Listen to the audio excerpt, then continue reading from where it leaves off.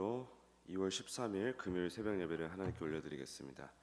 전능하사 천지를 만드신 하나님 아버지를 내가 믿사오며 그 외아들 우리 주 예수 그리스도를 믿사오니 이는 성령으로 잉태하사 동정녀 마리아에게 나시고 본디오 빌라도에게 고난을 받으사 십자가에 못 박혀 죽으시고 장사한 지 사흘 만에 죽은 자 가운데서 다시 살아나시며 하늘에 오르사 전능하신 하나님 우편에 앉아 계시다가 저리로서 산자와 죽은 자를 심판하러 오시리라.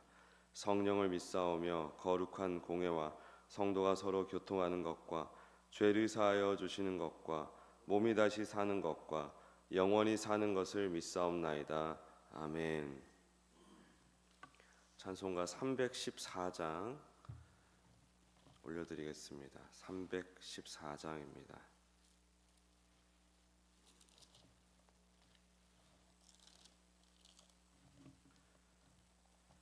314장. 내 구주 예수를 더욱 사랑 엎드려 비는 말 들으소서. 내 진정 소원이 내 구주 예수를 더욱 사랑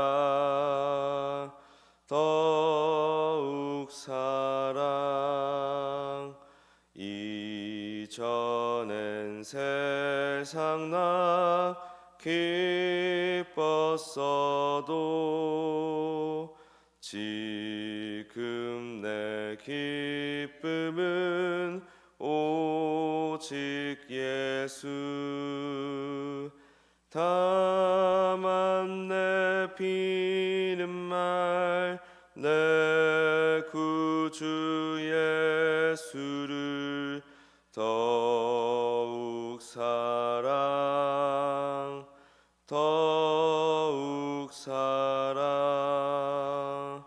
이 세상 떠날 때 찬양하고 숨질 때 하는 말 이것일세.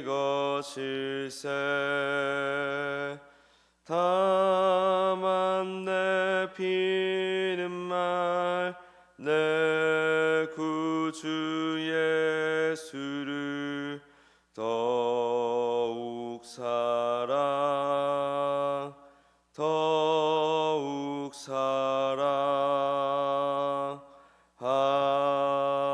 아멘.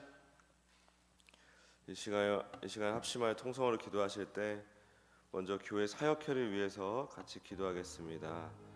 올해 새로 재편된 사역회 또 임원들을 위해서 사역회가 질서 있게 하나님의 은혜 가운데 성숙하고 성장해 갈 수 있도록 인도해 달라고 기도하기 원합니다. 또 돌아오는 주일에 윷놀이 교제가 있는데 이 교제를 통해서 또 성도들의 화합하는 기쁨, 교제하는 기쁨 함께 누릴 수 있도록 도와달라고 우리 주여 한번 부르고 기도드리겠습니다. 주여. 주님 감사합니다. 우리 교회 8개의 사역회를 세워주시고 또 새로 재편하게 하사 임원을 뽑아주시고 또 인도해 주심을 감사합니다. 주님 은혜를 주시고 함께해 주시옵소서. 주님 사역회가 더욱 질서롭게 평화롭게 함께 말씀을 붙들고 말씀 안에서 성장할 수 있도록 인도하여 주시옵소서.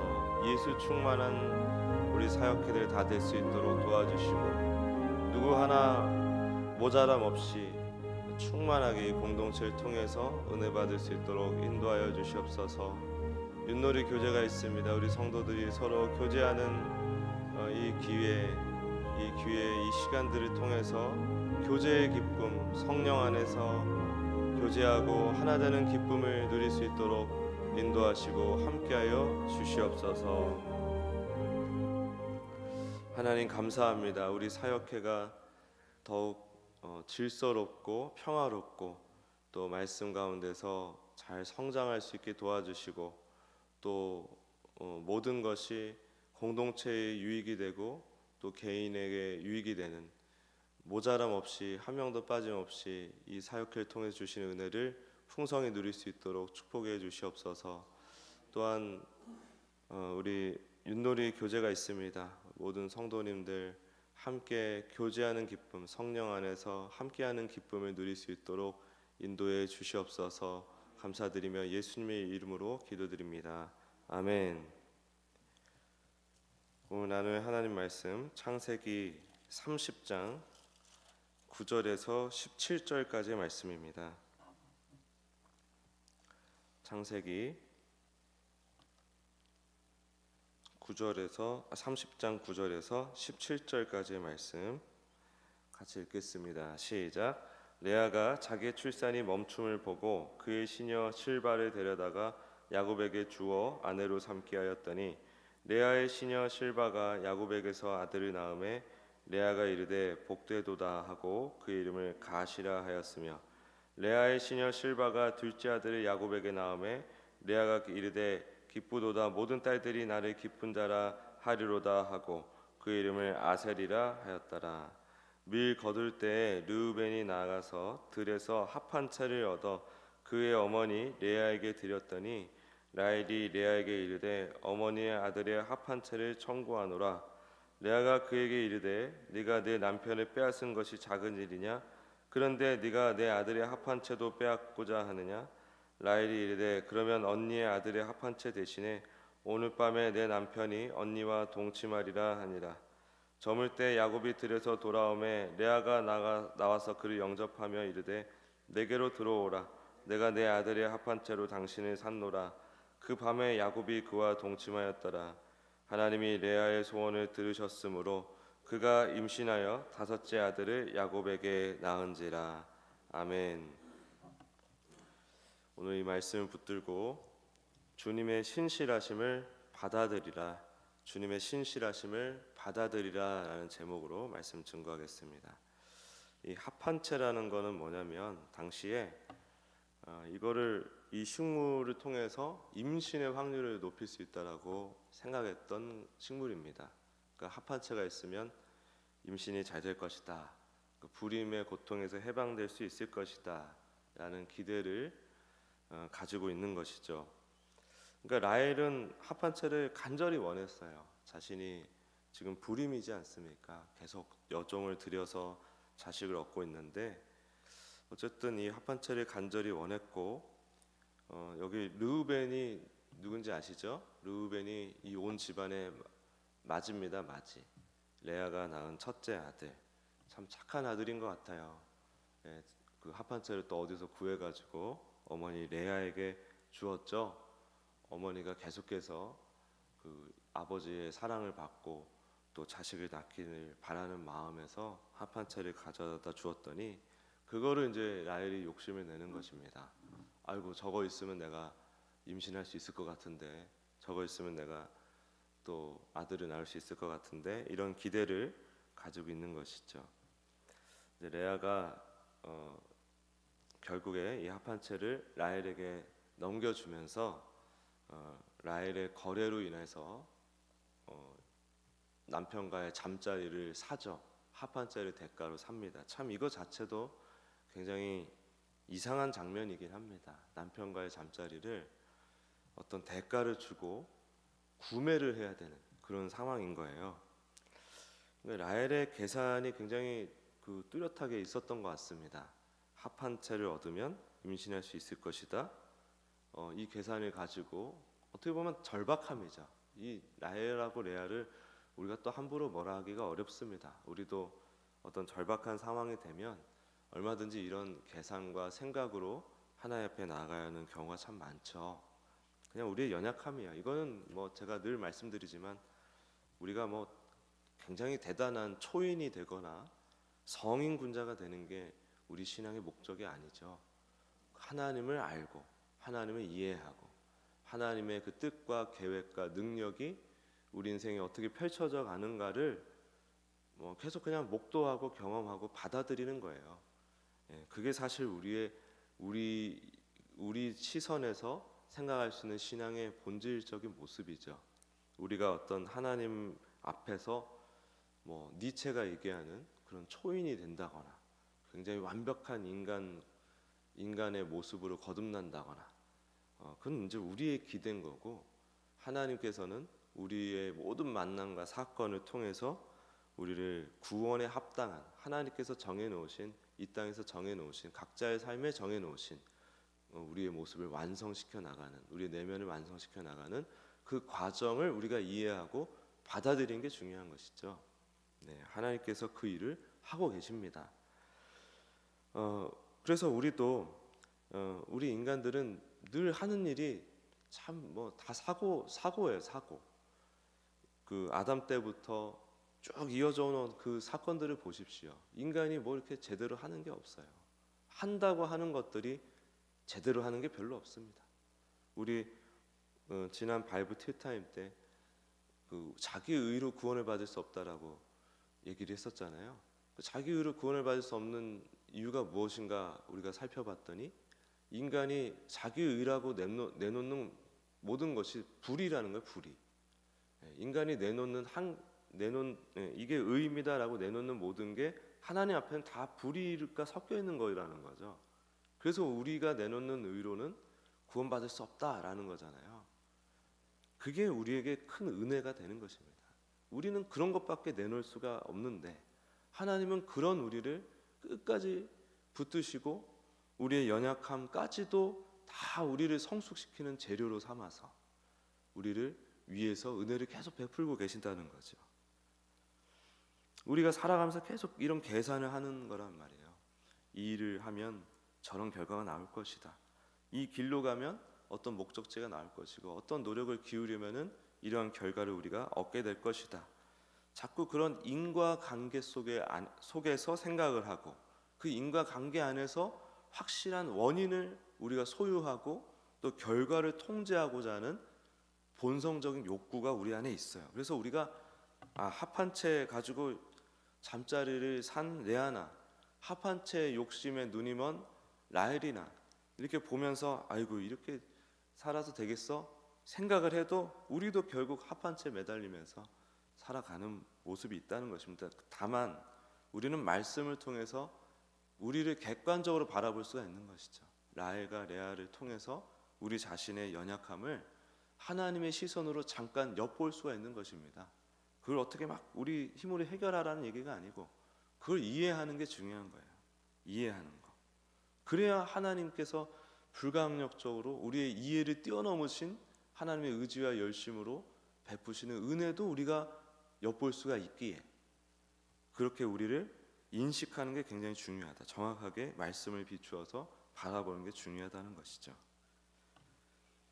근데 이제 보십시오. 합한 채를 얻은 사람은 라헬이었죠. 근데 임신한 사람은 또 레아였습니다.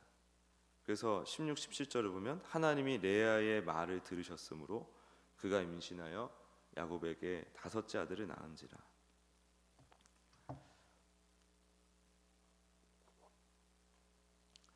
라헬이 계산한 그 경로가 다 빗나갔습니다. 그 합한 채는 라헬에게 아무것도 가져다 주지 못했어요.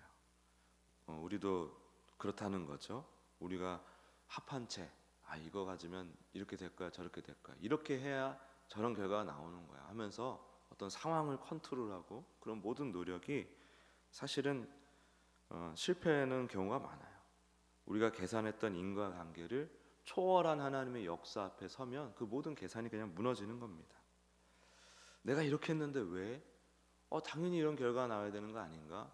라고 우리가 생각할 수 있겠지만, 우리가 받은 이 구원의 은혜부터 생각하면 전혀 우리와 상관없이 그냥 나타난 하나님의 의 아닙니까? 우리의 어떠함과 상관없이 부어주신 은혜잖아요. 자격이 있어서 부어주신 게 아니잖아요. 어떤 하나님 보시기에 착한 행실, 어차피 내놓을 수도 없을 뿐더러 그런 것 가지고 주신 은혜가 아니라는 겁니다.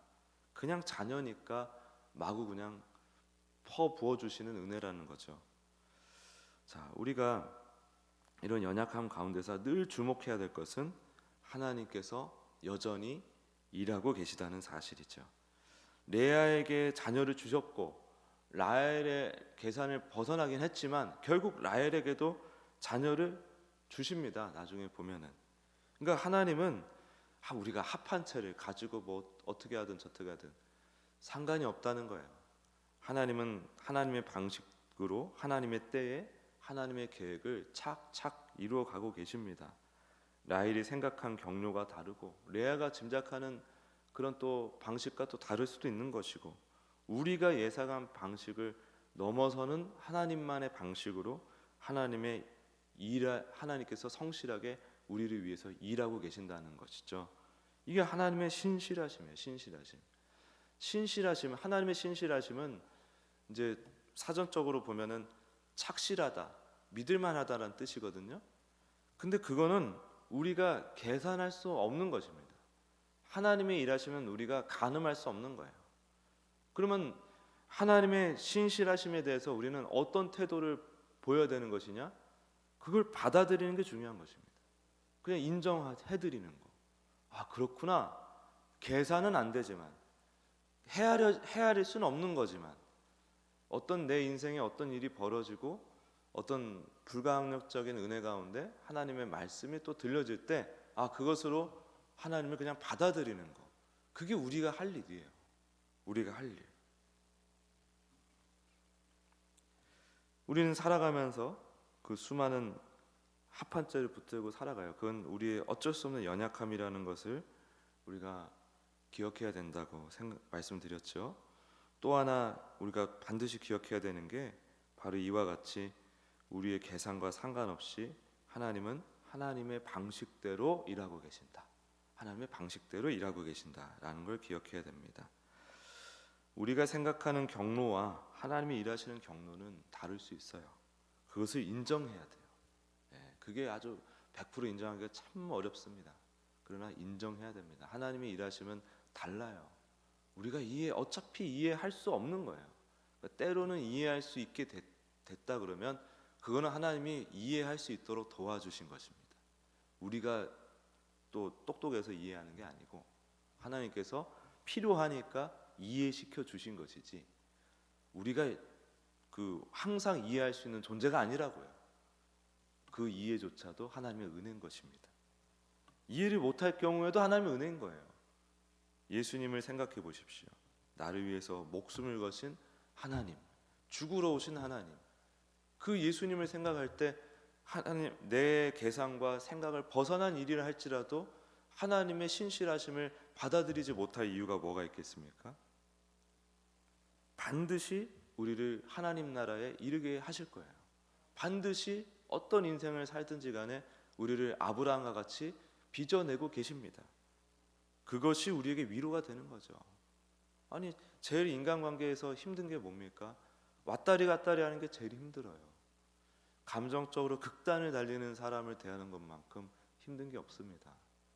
한결같고 그냥 동일한 모습이에요. 우리가 가늠할 수 없지만 가만히 있어도 일이 막 착착착착 진행이 돼요. 그런 사람 만나면 얼마나 좋습니까? 그렇죠? 그런 하나님, 그런 믿음직한 하나님을 우리가 말 그대로 믿어드리는 게 신앙인 것이지 하나님의 어떤 그런 것을 흉내를 낸다거니 혹은 하나님의 어떠함을 가지고 우리가 이제 일상적으로 여러 가지 또 세세하게 적용해야 될 부분이 있겠지만은 일일이 그것을 다 헤아리고 해석을 해야 되고 이해해야 되는 건 아니라는 거예요.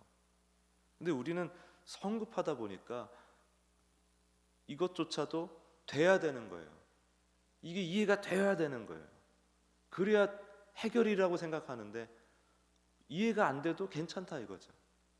중요한 건 그 순간에도 하나님을 신뢰하고 있는가 그거잖아요. 그래서 하나님은 신실하십니다. 지금도 신실하게 일하고 계십니다. 그래서 이 신실함을 받아들이면서 살아가는 지혜로운 모두가 되시길 예수님의 이름으로 축복합니다. 기도하겠습니다. 하나님, 어떤 상황 속에서도 하나님을 인정하고 하나님을 신뢰하며 살아가는 성숙한 믿음을 가진 우리 모두가 될 수 있도록 축복해 주시옵소서. 감사드리며 예수님의 이름으로 기도드립니다. 아멘.